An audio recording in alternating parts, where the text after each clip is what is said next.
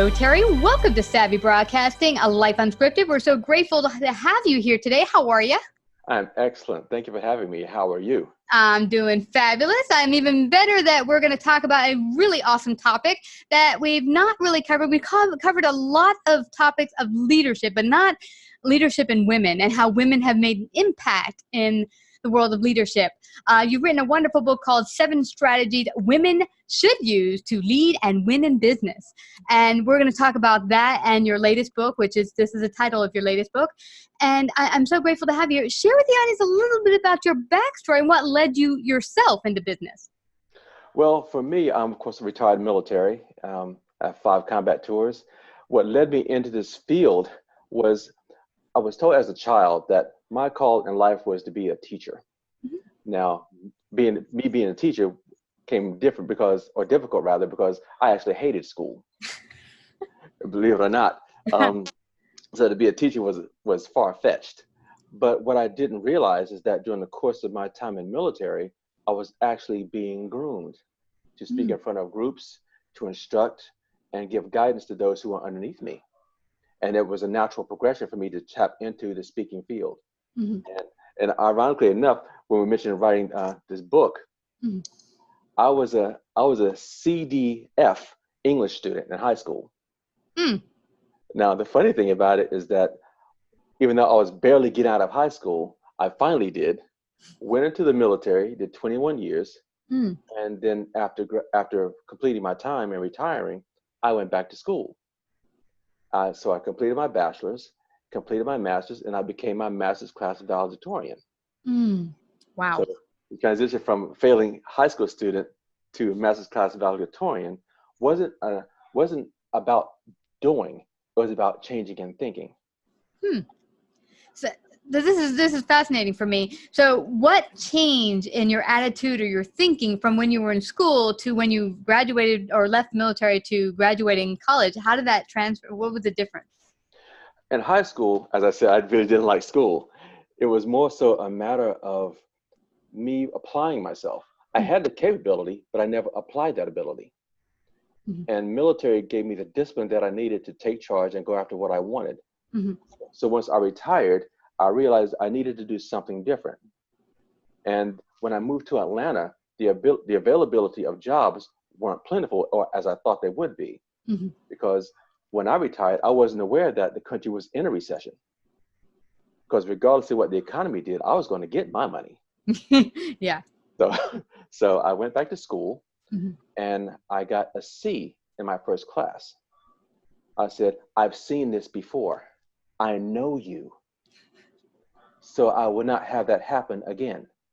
So as a result, I changed my perspective. I made a deal with myself. I said, if I get anything less than a B in any class that followed, I would take the class again until I got it. So every class after that, all 17 of them, was either an A or a B. Mm-hmm. 2 weeks later, I began the master's degree program. And I made a second deal with myself. If I get anything less than an A, I will take the class again. The second class, I was 1/10 of a point from an A, but I didn't take the class again.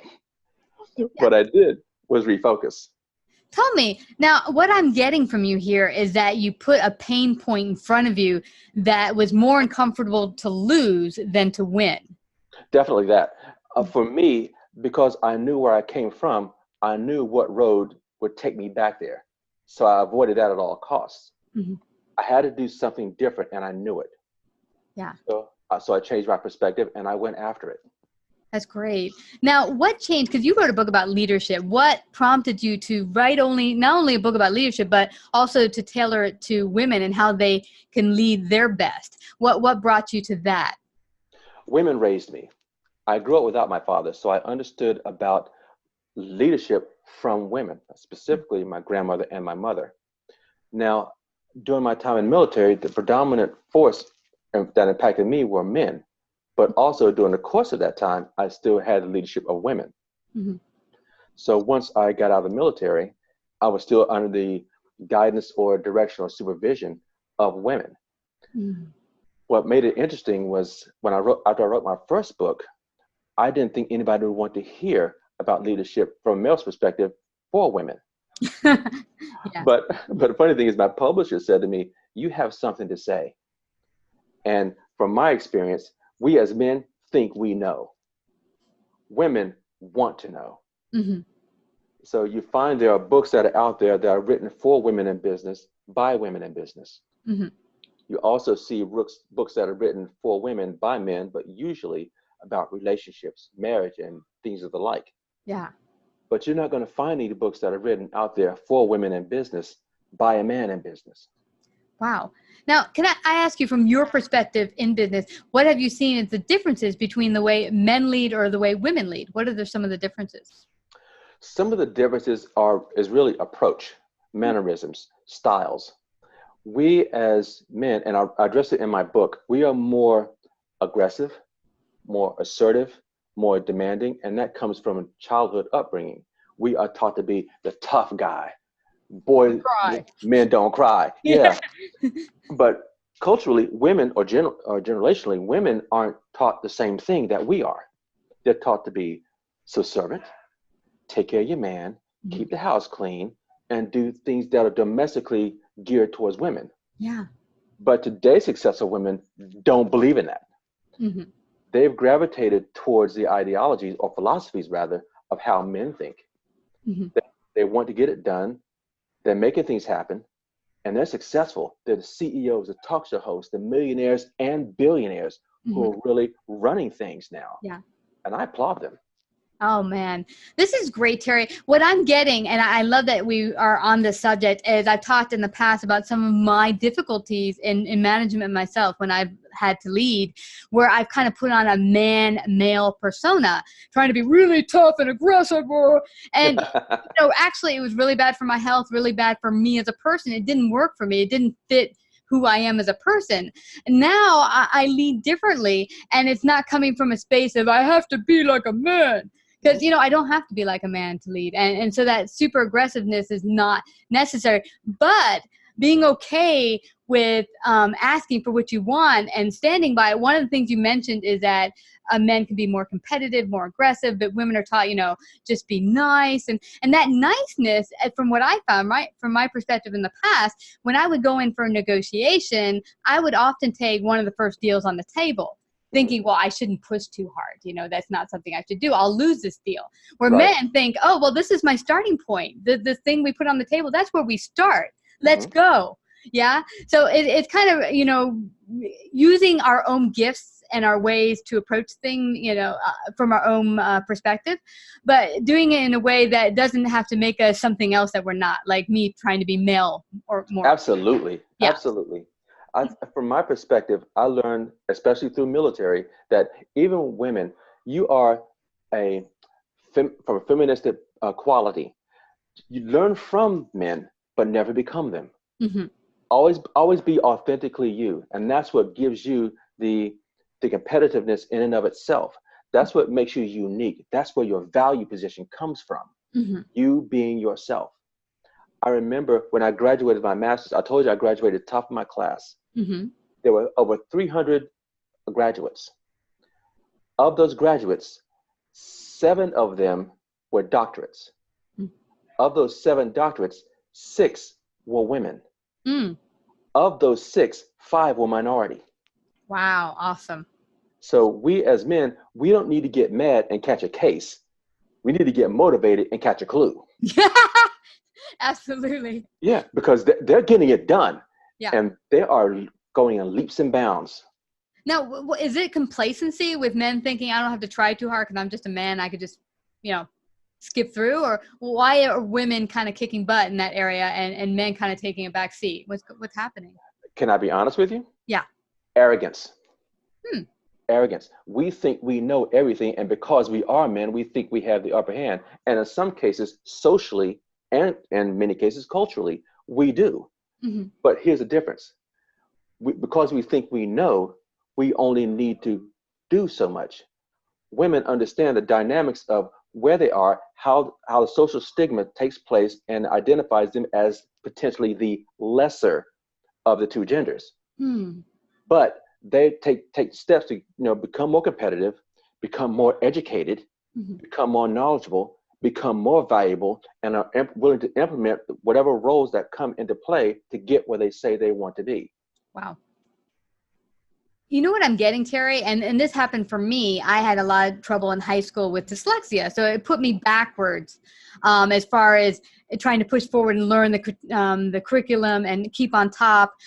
So I actually was studying 6 hours a day, and I got myself to an A and B and stayed there. But Right. that was going far beyond what the folks next to me were doing, most of them. And so it's kind of like not a good thing, but because I had that kind of pain point where I was starting at what seemed as a disadvantage, me working harder actually put me forward quicker. So it actually kind of helps you not to, have it so easy. Well, you know what? Here's the old cliche. Women have to work twice as hard to earn half the money that a man makes. Wrong perspective. Learn what they know and use that to your advantage. It's not about working twice as hard. It's about working twice as smart. Oh, love that. Love that. And that's so true. For me in the past, what I found is you're spinning your wheels, working harder, longer hours. Maybe I need to work more efficiently and not longer hours. Yeah, because, and as I said earlier, as men, we think we know it all, and we form relationships not for the sake of a social engagement, but for the sake of building an alliance. Women on the opposite side are more domesticated in terms of building social relationships. But what they have to understand is this: if you really want to succeed in business and compete in the boys' club, learn what they know and not necessarily do the exact things that they do, but do what comes naturally for you with the understanding that you have to be more assertive. You need to make your voice heard. You need to put yourself on the forefront. Take those challenges, but think before you do it, because everything that looks good for you in a position isn't necessarily right for you in a position. I love that you're saying this, Terry, because many years ago I was in a college course and we had this professor, arrogant as all heck, a guy. And every time he would ask a question, he'd look at the student body and, people would raise their hand, men and women alike, and all the women, he'd skip over them. He wouldn't have them. He wouldn't pick them. All the men he would pick and they would answer. Well, I was getting sick of not getting picked. So I said, sir, or I forget, professor, la, la, la, la, la. And I gave the answer without waiting to be called. And then he winked at me and said, oh, well, tell me, what do you think? And so from that point on, he only picked me in the class as a woman, no other women. But, it's that kind of like I forced myself to be assertive. And I was like, hey, I'm not going to let you not call me. I will be called. So I think I took a little bit of the assertiveness that maybe men have. But, yeah, I'm sure he didn't wink at the guys. Yeah, I hear you. I think you did the right thing. And as I said before, one of the hindrances that women more so place on themselves, and it's not necessarily because that's what you want, but it's because it's what you've been taught. Not to necessarily speak up for what you believe, but in the business world, you have to do that if you want to be heard. Yeah. Because you can't transform what you tolerate. Exactly.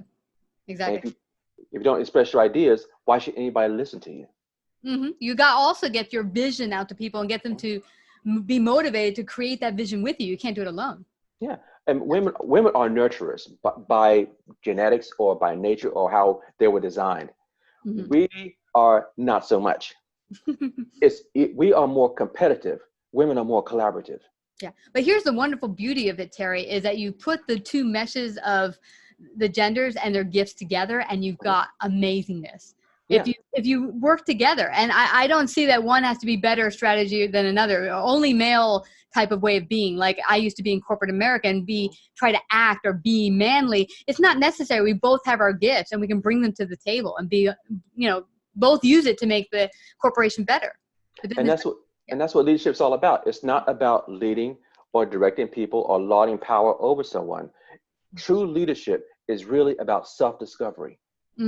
Who you are at the core. What is your uniqueness? What is your gift? What I've discovered is that when you discover who you are at the core, what your unique gift is, you find it, you master it, redefine it, and give it to the world. And the world will seek you out. And you know what's interesting, Christina? The world will pay you to be you. That's true. Yeah. Yeah, I found that to be totally true. Now, I want to get something from your perspective. You've had a wonderful bosses and leaders that are women and men. What have you seen as their best woman leader, and what made them a great leader for you? Oh gosh, that's the interesting one because I've had a few of them. Mm-hmm. Majority of which, because I spent 21 years in military and I've had women leaders, they were their authentic selves because they could switch modes. When it comes to military, you're expected to perform in a certain way because you have a certain standard of conduct. Mm-hmm. But that doesn't necessarily make you move away from your femininity. Because naturally you're a nurturer. So it's easier to give directions and still engage the person on a personal level to find out what motivates them. Yeah. And when you combine the two, you have an effective platform that allows both of you to achieve what you want. That's awesome. Well, thank you, Terry. This has been so fun. We could go on for hours with this topic. I know the audience would love to hear more, but let them know how they can find out more about you, get your awesome book, and work with you. Okay. You can find me at my website. It's www.terrybudget.com. You'll see both books, which is the first one is The Leader's Blueprint, How Average Leaders Become Alphas and Why You Should Too. And the other, which we're talking about today, is Who Says I Can't Be a Boss?